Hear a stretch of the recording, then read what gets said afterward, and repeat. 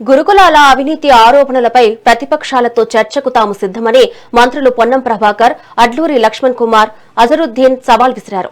ఇందులో భాగంగా ఈ ముగ్గురు నేతలు ఉదయం 9:45 సీఎల్పీ కార్యాలయానికి చేరుకుని అక్కడి నుండి గన్ పార్క్ వెళ్లనున్నారు. ప్రస్తుతం శాసనసభ్యులుగా ఉన్న ఏ మాజీ మంత్రి చర్చకు వచ్చినా తాము సిద్దంగా ఉన్నామని స్పష్టం చేశారు. ఒకవేళ మాజీ మంత్రులు చర్చకు వస్తే సోమాజిగూడ ప్రెస్ క్లబ్ వేదికగా తేల్చుకోవడానికి కూడా వెనకాడబోమని మంత్రులు సవాల్ విసిరారు.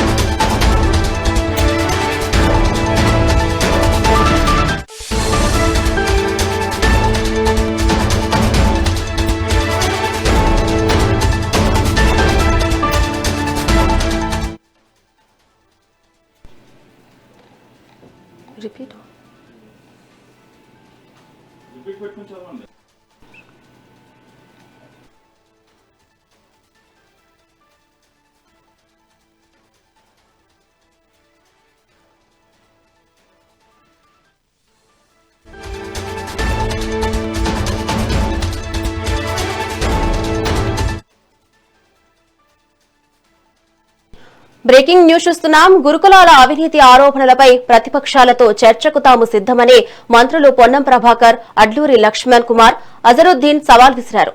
ఇందులో భాగంగా ఈ ముగ్గురు నేతలు ఉదయం 9:45 సీఎల్పీ కార్యాలయానికి చేరుకుని అక్కడి నుండి గన్ పార్క్ కు వెళ్లనున్నారు. ప్రస్తుతం శాసనసభ్యులుగా ఉన్న ఏ మాజీ మంత్రి చర్చకు వచ్చినా తాము సిద్దంగా ఉన్నామని స్పష్టం చేశారు. ఒకవేళ మాజీ మంత్రులు చర్చకు వస్తే సోమాజిగూడ ప్రెస్ క్లబ్ వేదికగా తేల్చుకోవడానికి కూడా వెనకాడబోమని మంత్రులు సవాల్ విసిరారు.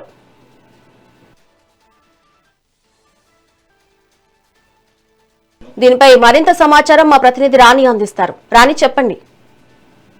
యశ్రావుని రేవంత్ రెడ్డి చేసిన వ్యాఖ్యలకి అటు బీఆర్ఎస్ నుంచి కూడా శ్రేణులు అందరూ కూడా స్పందిస్తున్నట్టే చెప్పుకోవాలి. రేవంత్ రెడ్డి ఇప్పటి వరకు కూడా ఈ కాంగ్రెస్ అధికారంలోకి వచ్చాక రైతులకి రేవంత్ రెడ్డి ప్రభుత్వం అక్షరాల 1,13,000 కోట్ల ఎగ్గొట్టిందని కేటీఆర్ నిప్పులు చెరగడం జరిగింది. అయితే రైతు బంధు పేరిట 30,000 కోట్ల రూపాయలు, అలాగే కౌలు రైతులు హామీ ఇచ్చి ఎగ్గొట్టిన మొత్తం 22,500 కోట్ల రూపాయలు, అలాగే రుణమాఫీ కింద 29,500 కోట్లు. ఇలా మొత్తంగా చూసుకున్నట్లయితే ఈ 2 ఏళ్ల పాలనలో, ఈ 2.5 ఏళ్ల పాలనలో కాంగ్రెస్ ప్రభుత్వం అనేది రైతులకు చేసింది ఏమీ లేదని, కానీ ఇప్పుడు రేవంత్ రెడ్డి చేసిన వ్యాఖ్యలు ఏవైతే ఉన్నాయో ఇవన్నీ కూడా తీవ్ర దుమారం రేపుతున్నాయని కూడా ఇటు బీఆర్ఎస్ శ్రేణులు మండిపడుతున్నారు.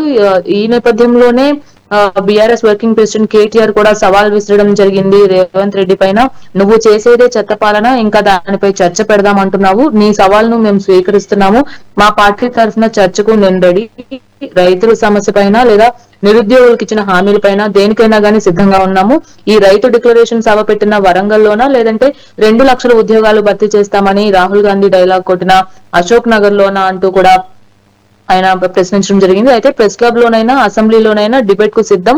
ప్లేస్, టైము మీరే చెప్పండి. ఎవరు వస్తారో రండి. నీ పాలనా వైఫల్యాలను లెక్కలతో బయట పెట్టకపోతే రాజకీయాల నుంచి శాశ్వతంగా తప్పుకుంటానని కేటీఆర్ కూడా సవాలు విసరడం జరిగింది. అయితే ఈ అంశాలపైన ఇటు మంత్రి జూపల్లి కూడా రియాక్ట్ అయ్యారు. ఖచ్చితంగా ప్రభుత్వం తరపు నుంచి ఆయన మాట్లాడడానికి మంత్రి జూపల్లి కృష్ణారావు కూడా ప్రెస్ క్లబ్ లో అయినా ఎక్కడైనా సరే మేము రెడీగా ఉన్నాము, రండి మాట్లాడదాము.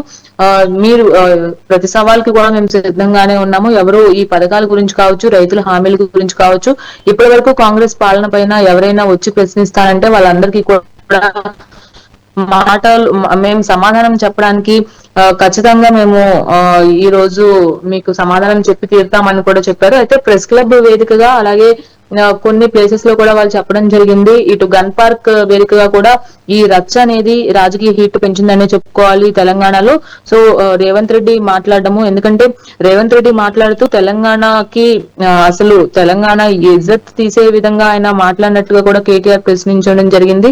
ఢిల్లీకి పోతే గౌరవం దక్కడం లేదంటున్న రేవంత్ రెడ్డిపై అసలు ఎందుకు 72 సార్లు ఢిల్లీకి వెళ్ళినట్లు అని కేటీఆర్ ప్రశ్నించారు. ఇప్పటి వరకు ఏ ముఖ్యమంత్రి కూడా ఇన్నిసార్లు ఢిల్లీకి వెళ్ళలేదు, అది కూడా 30 రోజుల్లో. కాబట్టి ఇన్నిసార్లు ఢిల్లీకి వెళ్లి అది కూడా తెలంగాణకి ఇజ్జత్ లేదు అని, గౌరవం లేదు అని మీరు మాట్లాడుతున్న తీరుపై మేము ఖచ్చితంగా ఊరుకోము అని కూడా బీఆర్ఎస్ శ్రేణులు అందరూ చెప్తున్న పరిస్థితి. అయితే ఇటు తెలంగాణలో కోటి ఎకరాల మాగాని అని కేసీఆర్ నాయకత్వం చాటి చెప్పిందని స్పష్టం చేశారు. కానీ ఏది రేవంత్ లా గాలికి మాట్లాడడం లేదని ప్రభుత్వం director of economics and statistics కావచ్చు, అలాగే ప్రభుత్వ వెబ్సైట్ లో పర్టికులర్ గా ఆధారాలు కూడా చూపిస్తాము. అలాగే ఇప్పటి వరకు మీరు చేసిన హామీలు కావచ్చు, మీరు ఇచ్చిన హామీలు కావచ్చు, వాటిని అమలు పరిచిన తీరు కావచ్చు, వీటన్నిటిని కూడా ఆధారాలతో ఖచ్చితంగా మేము బయటపడతాము.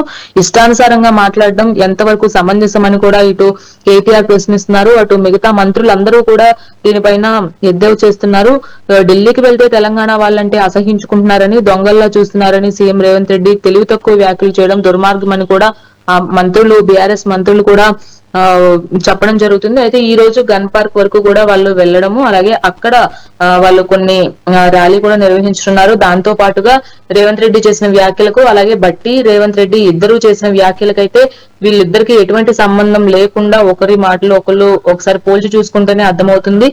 తెలంగాణ ప్రజలకి కాంగ్రెస్ ప్రభుత్వం చేసేది ఏమీ లేదు, అన్ని ఉట్టి మాటలేనని కూడా ప్రతి ఒక్కరు కూడా ఎండగడుతున్న పరిస్థితి. కాబట్టి రేవంత్ రెడ్డి తన చుట్టూ కూడా ఒక ఉచ్చులాగా బిగుస్తుందనే చెప్పుకోవచ్చు. కాంగ్రెస్ ప్రభుత్వం వైఫల్యమైందా, లేదంటే నిజంగానే ప్రజల పక్షాన ప్రజల శ్రేయస్సు కొరకు కాంగ్రెస్ పార్టీ పనిచేస్తుందా అనే కోణంలో కూడా ఇప్పుడు అందరూ అనుమానాలు వ్యక్తం చేస్తున్నారు. దాంతో పాటుగా తెలంగాణ ప్రగతిని చూసి దేశమంతా ఆశ్చర్యపోతుంది కానీ రేవంత్ రెడ్డికి మాత్రం తెలంగాణ ప్రగతి కనిపించట్లేదు అని కూడా ఇటు బీఆర్ఎస్ శ్రేణులు కావచ్చు, మెయిన్ గా కేటీఆర్ మండిపడుతున్న పరిస్థితి అయితే ఉంది. కాబట్టి రేవంత్ రెడ్డి చేసిన